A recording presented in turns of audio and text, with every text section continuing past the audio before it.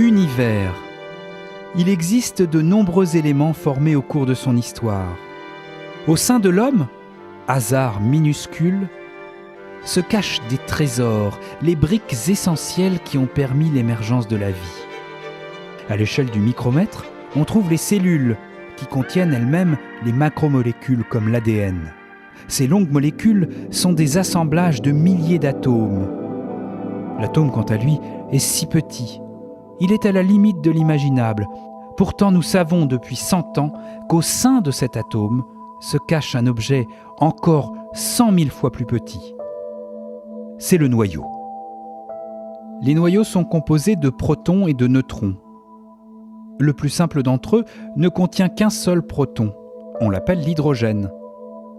La répulsion entre particules de même charge, dite répulsion coulombienne, interdit la cohésion entre deux protons.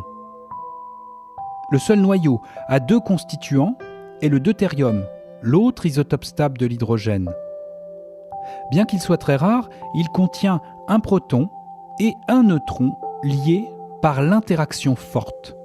Cette force attractive permet de former de nombreux édifices stables, comme deux protons avec un ou deux neutrons.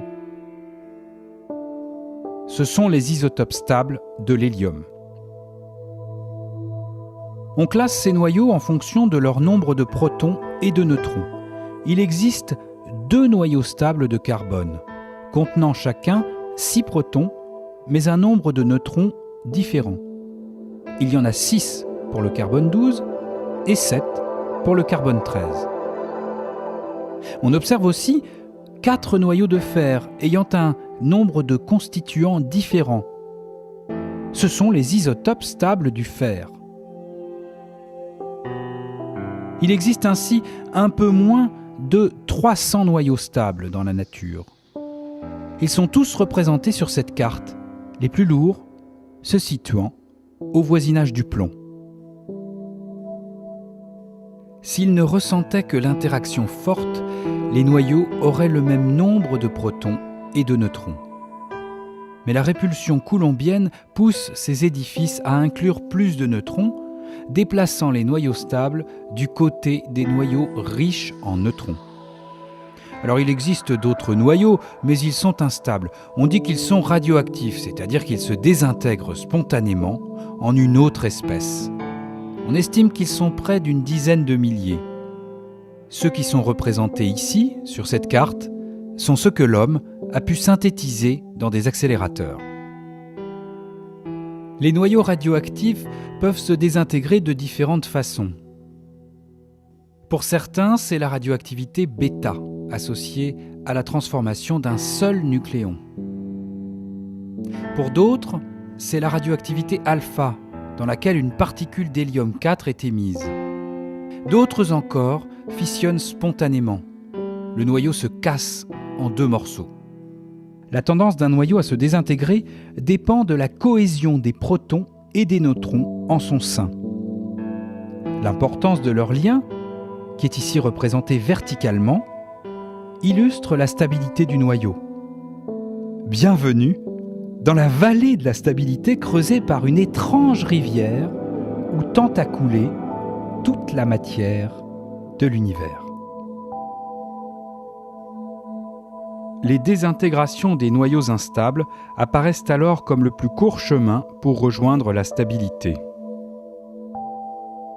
Sur le flanc à droite s'agrippent les noyaux trop riches en neutrons. En convertissant un neutron en proton, la radioactivité bêta est un processus très efficace pour redescendre de ces pentes escarpées. À chaque étape, l'espérance de vie du nouveau noyau formé augmente et le trop-plein d'énergie est évacué par un électron et un neutrino. La réorganisation du noyau peut aussi s'accompagner de lumière, l'émission de rayons gamma. En se déplaçant vers les noyaux très lourds, 2 autres processus permettent au noyau d'évoluer vers la stabilité. Le premier est la fission. Un noyau très lourd tel que le californium 252 peut se scinder spontanément en 2 fragments. Ces nouveaux noyaux produits sont beaucoup moins lourds, mais ils sont très riches en neutrons. Ils se placent donc sur le flanc droit de la vallée et ils vont évoluer vers la stabilité par une cascade de désintégration bêta. Le noyau de californium peut se séparer en deux en produisant une grande variété de noyaux fils, mais en général, sont privilégiés la création d'un petit noyau et d'un gros. C'est le même phénomène qu'on observe lors de la fission des noyaux d'uranium dans les réacteurs nucléaires. Pour les noyaux lourds, l'autre moyen d'évoluer vers les noyaux stables est d'émettre 2 protons et 2 neutrons d'un coup, sous la forme d'un noyau d'hélium. C'est la radioactivité alpha.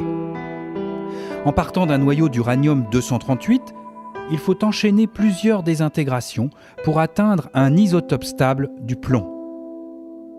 Et lorsque le parcours dévie trop de la ligne de stabilité, des désintégrations bêta s'intercalent entre 2 émissions de particules alpha. Au total, 13 noyaux intermédiaires sont formés avant d'atteindre la stabilité, le noyau de plomb 206. Ainsi, plus de 3000 noyaux ont été observés aujourd'hui. Certains sont très instables, mais l'extension prédite des frontières de tous les noyaux possibles, les limites de l'existence, qu'on appelle drip lines, montrent l'étendue de ce qu'il nous reste à découvrir.